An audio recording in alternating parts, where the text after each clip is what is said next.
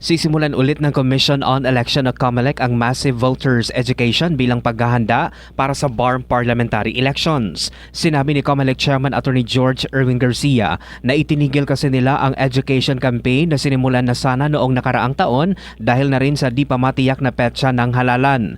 Gumastos na rin anya sila noon ng malaki sa voters education na nauwi lang sa pag-uurong sa petsa ng eleksyon. Makakatuwang ng COMELEC ayon kay Garcia ang iba't ibang mga election group para marating lahat ng lugar sa BARM at ipaalam kung paano ang proseso ng BARM elections. Sinabi ni Member of Parliament Romeo Sema na kasali sa stakeholders briefing kahapon sa Cotabato City na malaki ang pangangailangan ng voters education hinggil sa parliamentary elections sa BARM.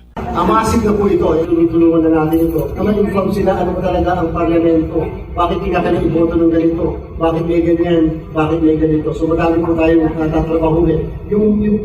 Mark Anthony Taico, NDBC Bida Balita.